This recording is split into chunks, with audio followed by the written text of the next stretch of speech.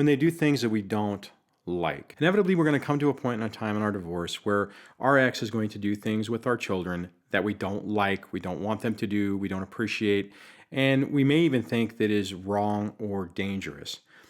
The problem is we have to be mindful about what our role is in this process. Once the separation and divorce takes place, our ability to influence and basically have any say in what the other person is doing pretty much goes away. With that limited or non-existent influence, it can be really frustrating because we could come to times where we really don't want them to do something with our children, either have them interact with people, have them go places, whatever it might be, and we are powerless to really affect any change with them on that. Unfortunately, if it's not criminal or extremely dangerous, it's really complicated to try to have any serious effect on it. Now, what you may end up doing is you may try to argue with your ex on the merits of why they shouldn't do what they're doing.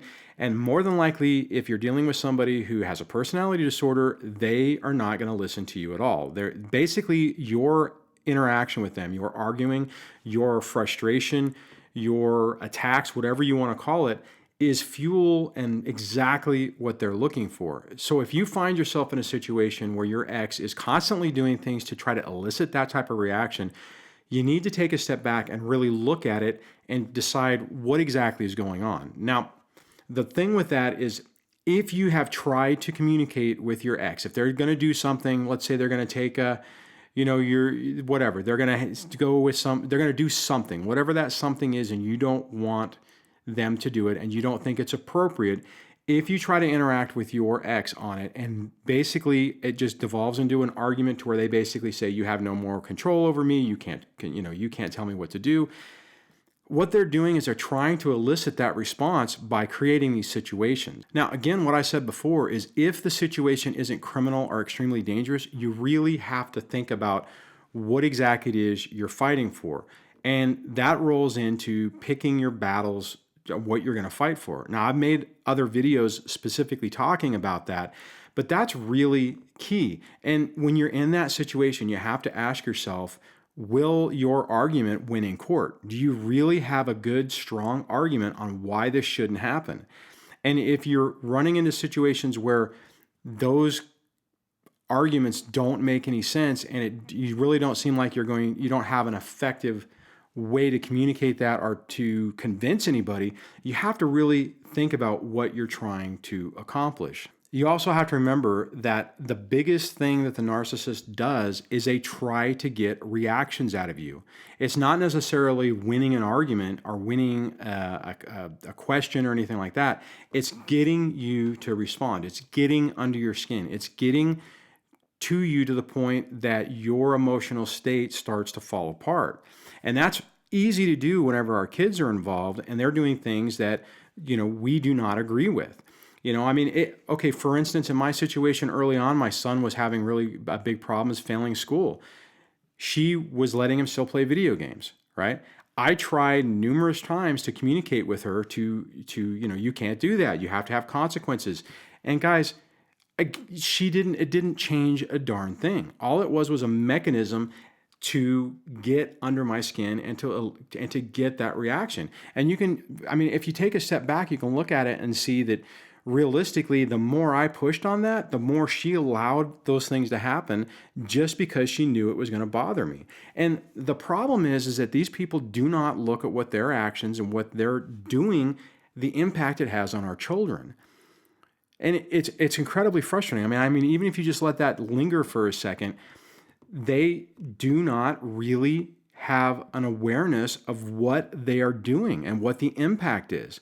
So when you're trying to fight them on things that are on their time, that they basically have every right to do, you have to understand that you're beating your head against the wall and it's not necessarily going to accomplish anything. Again, that goes back to picking your battles. Is it really something worth fighting for to get what you want or to get the behavior change?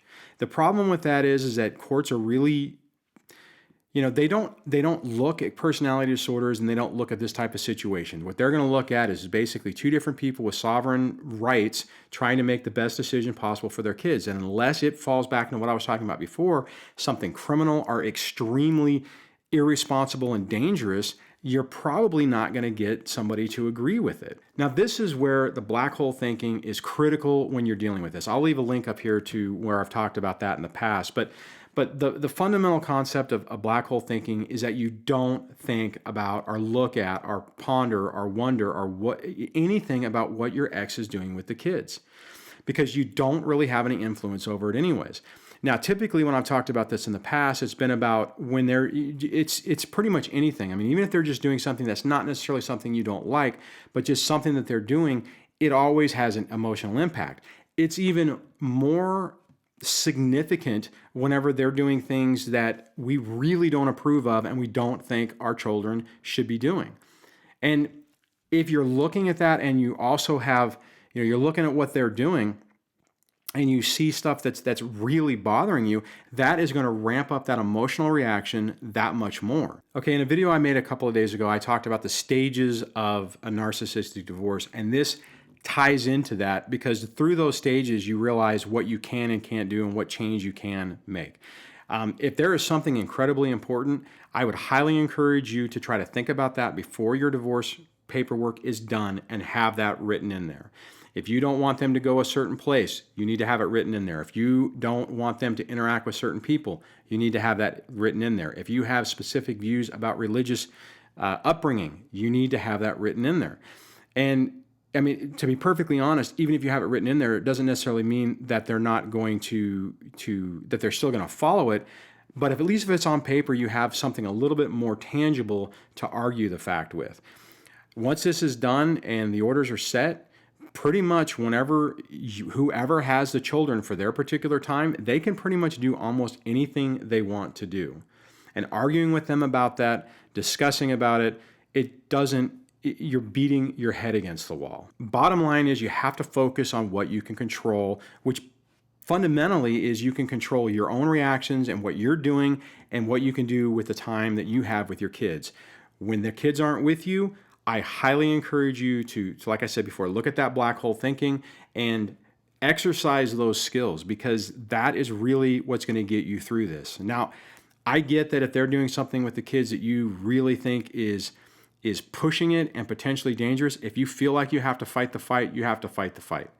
But you also have to realize what the consequences of those actions can be. There can be a risk. You have to be careful. And what I'm talking about in that regard is, if you go to court and you're making unrealistic demands, so to speak, and they can paint you as somebody who's trying to be controlling, that could not necessarily help you. So you need to take a bigger picture view of everything that's going on. And that rolls back to what I was talking about earlier about choosing your battles. And the problem with this is and I get it because I was there, is you get really frustrated with the things that are going on and you have limited control. It's incredibly frustrating. I remember one particular incident, and this is a small issue kind of. My son was having issues with I've already talked to you guys before that he has a disability. He got to the point that he normally walks, well, he can walk, but he doesn't walk well.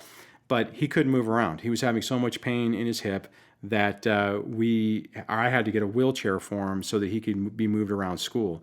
Now this is before the divorce was final. This is still in the divorce, legal stage.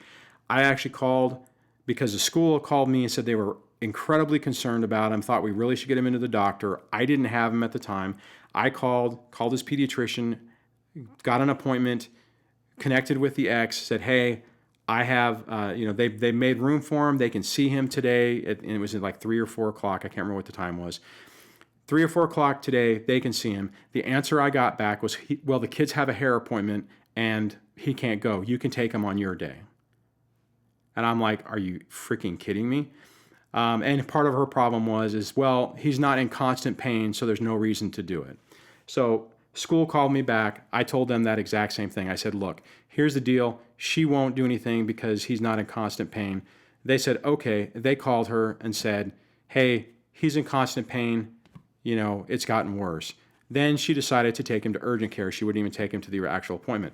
My point of this is when the kids were with her, I had zero influence and control. That was also the time whenever we both had attorneys, and I was talking to my attorney at the time, and they were basically talking to her attorney saying, seriously? And still, nothing happened.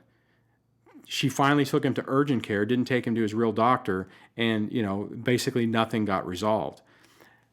Bottom line is, guys, whenever you're going through this, whenever this is happening to you, you have to remember that one, they're not reasonable. They're not going to be looking out for the best interest of the kids. Two, they're going to be looking for ways to get emotional reactions and either to make you angry, to get you upset, to get you unhinged, whatever the thing is, but that's what their focus is. They don't care what's happening to the kids. Their only concern is basically saying no to you and being, doing whatever the opposite is. Now, the thing is you have to understand that, and you have to, basically you have to understand your adversary in this situation. You have to understand the situation and realize what you really have control over. And like I said, you really don't have much. So if you're struggling with this, check out the video. I think I already put a link up on it, but check out the video for the black hole thinking. Check out my playlist for mindset for narcissistic abuse recovery. Both of that one video and that collection of videos really help focus in on what you have to do or the mindset you have to change into to really be able to deal with these with your narcissist. Because I'm telling you, if you're trying to fight them on everything, and if you're trying to force them to do what's right, or if you're trying to force them to do what you think they need to do, it's not going to happen. You will never get it to happen. It's the most infuriating and frustrating experience you're ever going to deal with. And the sooner you realize that, and the sooner that you can adapt to it, the sooner you can basically take that power away from them. Okay? Which means then you are able in a better position to build your relationship with your kids and mitigate the damage that they're trying to do. Now, I realize that this isn't exactly what people are going to want to hear. You're going to want to hear that when they're doing something that you think is wrong, you can run to court and you will get a judge to agree with your side and order them to stop. Here's the problem with that is most of the time, it doesn't happen fast. Two, the second thing is that even if you do it, it doesn't necessarily mean they're going to agree with you. It is going to have to be so egregious and so clear cut for something to happen quickly. Now, so the third part about that is even if it is something that, maybe it might work, it's probably going to take months and months and a bunch of hearings to try to resolve, which also, you guys know, costs a ton of money. So again, you have to really look at what is really worth fighting. I mean, if it's super important to you and it's worth basically going down with the ship, so, that's what the risk is. Every time you fight one of those things, the risk is you could potentially lose. You have to look at what is that risk worth it? It's tough. I get it. I've gone through it. I hear you. I dealt with that in the first part of the divorce when I was trying to get this all ironed out. And I'll tell you that, unless somebody can get through to them and tell them it's in their best interest to not do what they're doing, then it's going to be hard for them to finally agree to it. So I get that this isn't probably the greatest video that you want to hear or the message you want to hear. I just think it's important because I know how much time I spent beating my head against the wall, really frustrated, really anxious, really stressed, trying to get her to do the right thing, trying to get her to put the kids first. Guys, that's not what their motivation is. They're not focused on that. They're focused on themselves. They're focused on creating chaos primarily in your life and within the kid's life. And you don't have any ability to elicit change in that environment. To be perfectly honest, the only person in those situations that actually have the ability to affect change is going to be your kids if they decide that they're frustrated with the situation and they don't agree with it. I have had that experience on a couple of occasions where there were some things that she wanted to try to do that the kids were against and they shut it down. There's no way in the world that I would have been able to do it. So All right, guys. On that, I realize that this is, like I said, not really a message you want to hear. If you want to talk more about this and maybe the specifics of your situation, I mean, a lot of people have gone through this. They're either in the process of going through this now, or they've already been through it, they've dealt with it, and they have their own experiences and their perspectives on how they've dealt with it. Leave it in the comments below. If you appreciate this video, I'm not going to say like because this is kind of a tough one, but give it a thumbs up. If you like the channel, please subscribe, and I will chat with you guys on the next video. Take care. Bye.